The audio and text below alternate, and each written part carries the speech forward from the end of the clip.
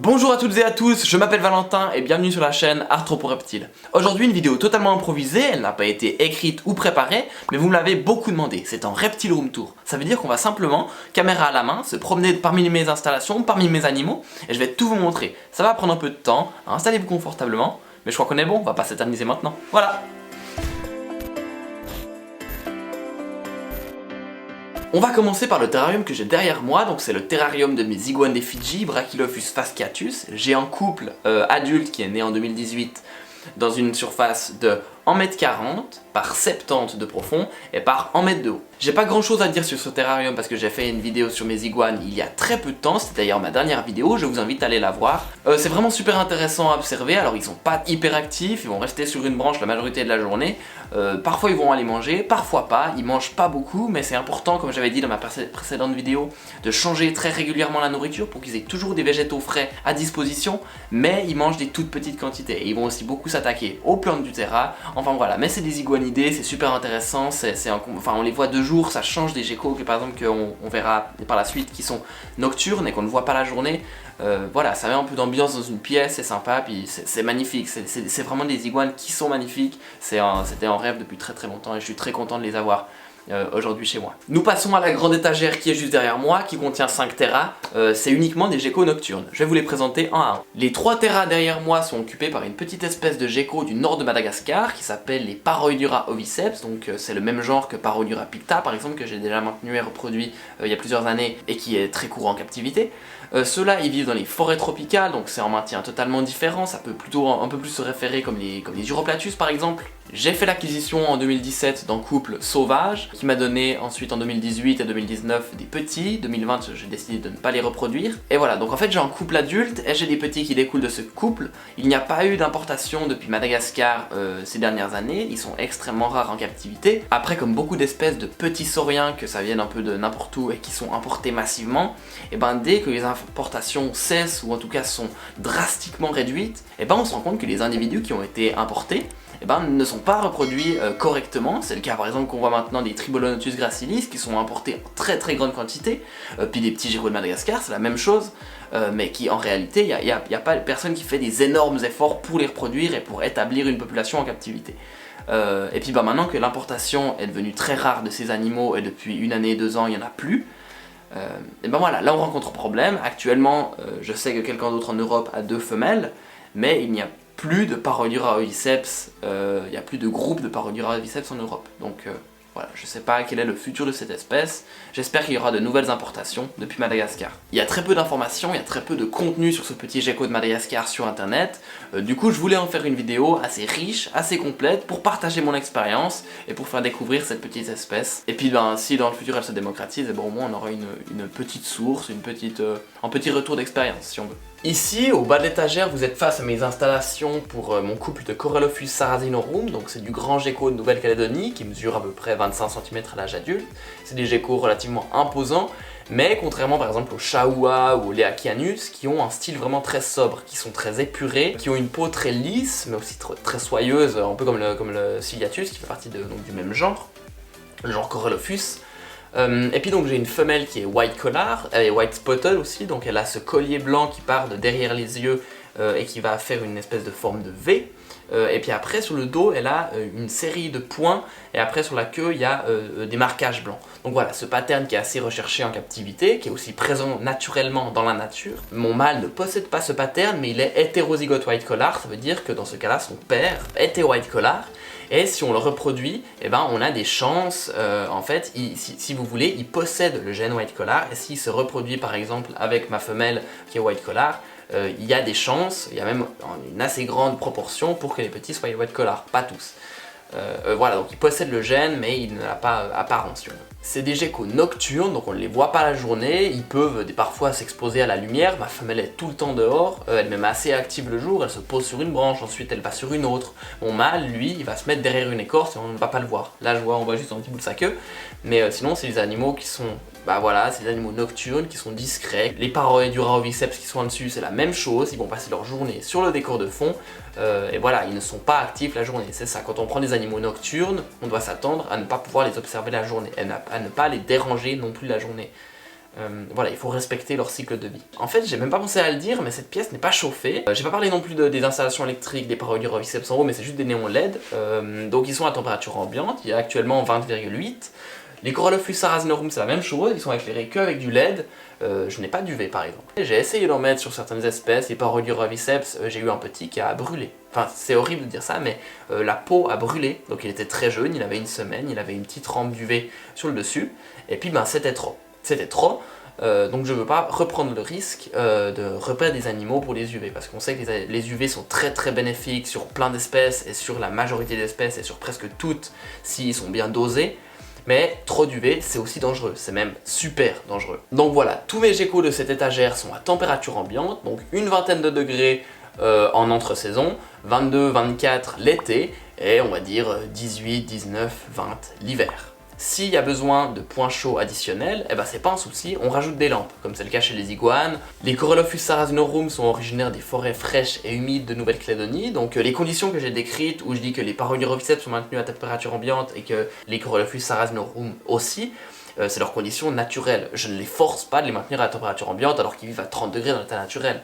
S'ils sont maintenus dans ces conditions, c'est-à-dire qu'ils supportent ces conditions et qui vivent avant tout dans ces conditions à l'état naturel. Si vous souhaitez une vidéo plus riche, plus détaillée sur les Corolophuis sarrasinorum, c'est avec plaisir que j'en ferai une, n'hésitez pas à le partager en commentaire. C'est une espèce que je possède depuis maintenant 4-5 ans, que je n'ai jamais reproduite parce que j'ai mis longtemps à trouver une femelle qui me plaisait. Donc voilà.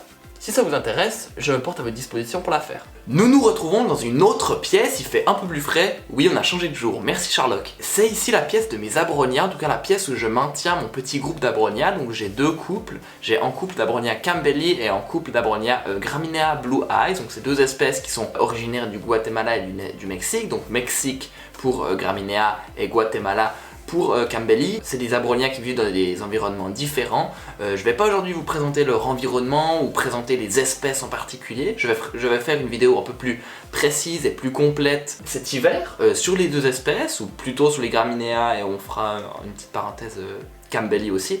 Mais donc là c'est juste pour vous montrer que voilà, je possède ces animaux, voilà basiquement comment est-ce qu'ils sont maintenus, donc dans une pièce où la température ambiante est aux environs de 17 degrés la journée, un petit peu moins la nuit. L'été, ils sont maintenus en extérieur, jour et nuit, de mars à novembre, quand les températures descendent en dessous de 0 degré la nuit, je les rentre.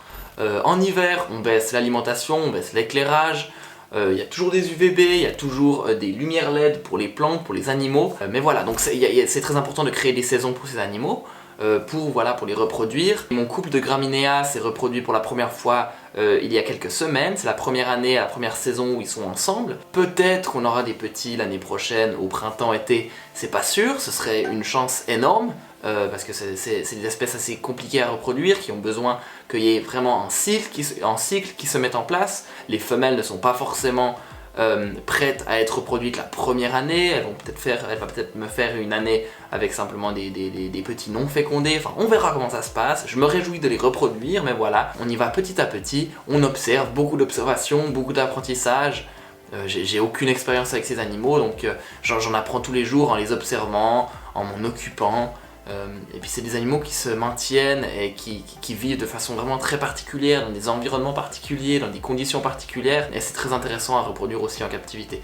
Voilà, je ferai une vidéo plus précise. Vous avez ici donc mon couple d'Abronia Graminea qui est maintenu ensemble à l'année dans cette cage. C'est des cages donc pour faciliter l'aération, pour pas qu'il y ait d'humidité stagnante non plus, pour pouvoir aussi faciliter la descente des températures, voilà, avec la température ambiante de la pièce. Et à côté nous avons mon couple d'Abronia Campbelli qui est séparé pour des raisons de différence de taille entre les deux individus. Ma femelle est ici et mon mâle est ici.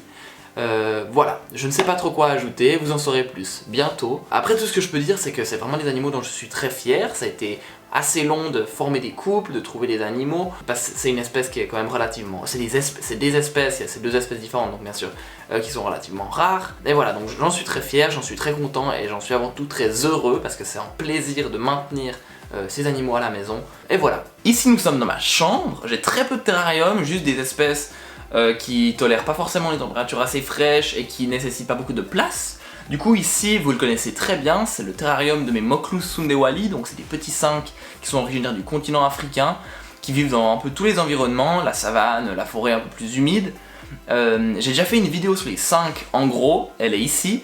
J'ai déjà fait une vidéo sur ce terrarium et ces animaux précisément, elle est ici. Je sais pas tellement quoi ajouter. Voilà, ils vivent toujours, j'ai eu un petit, j'attends toujours des petits, enfin voilà, c'est magnifique. Bienvenue face au terrarium de mon Pogona viticeps. Ah, je vais aller le chercher. Viens là.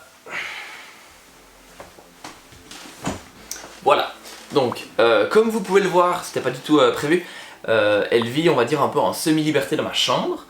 Donc elle a des plantes où elle peut aller se mettre dessous, elle a un point chaud juste devant la fenêtre, elle adore se poser devant la fenêtre. Et regardez, c'était mon tout premier reptile, mon tout premier lézard. Je l'ai eu il y a quoi, en 2012, donc il y a 8 ans maintenant. Elle va bien, voilà, alors il lui manque des ongles, il lui manque un tout petit centimètre de la queue. Mais sinon elle va bien, c'est un vieil individu, voilà. Elle évolue normalement dans ce grand terrarium. Enfin il passe souvent la nuit, le matin. Et puis l'après-midi généralement on la sort, l'été on la met dehors dans une cage. Voilà, le terrarium donc il mesure 120 par 60 par 80, donc c'est vraiment la taille minimale. Mais elle y passe très peu de temps, vraiment, dès qu'elle a envie de courir, elle gratte contre la vitre en fait. Et puis après elle sait qu'on va la poser et puis qu'elle va pouvoir évoluer librement dans la chambre. Le terrarium il est très bien aménagé, il est très naturel, il n'y a pas de fausses plantes, il y a même des vraies plantes dedans. J'ai essayé de faire l'effort de mettre justement beaucoup de détails, beaucoup de possibilités de grimper pour cet animal. Voilà, parce qu'on voit souvent des terrariums pour Pogona viticeps qui sont tout simplement immondes, qui sont plats, qui n'ont aucune structure, qui n'ont aucune cachette, qui n'ont aucun élément de décor. Et c'est horrible, enfin c'est moche, ça sert à rien, ouais, en plus c'est moche déjà, c'est moche, en terrarium c'est censé être beau. Ensuite on a un néon UV comme éclairage, on a une lampe chauffante et une lampe LED. Ça va? Yes, ça va? Tu veux qu'on arrête la vidéo aussi? Yes, on va arrêter ici. Ok. Et voilà, je peux vous faire une vidéo si vous voulez, n'hésitez pas à me dire en commentaire si vous en avez envie. Voilà, ensuite le terrarium de mon... Je tiens la lampe dans la main, c'est pour ça que voilà. Là on a les blattes, donc j'ai 4 ou 5 espèces de blattes, c'est pour nourrir majoritairement mes reptiles. Je les élève, je les reproduis, et voilà, c'est pas très intéressant, j'ai déjà fait une vidéo dessus il y a pas longtemps, sur les blattes, en gros, elle est ici, ou ici, voilà.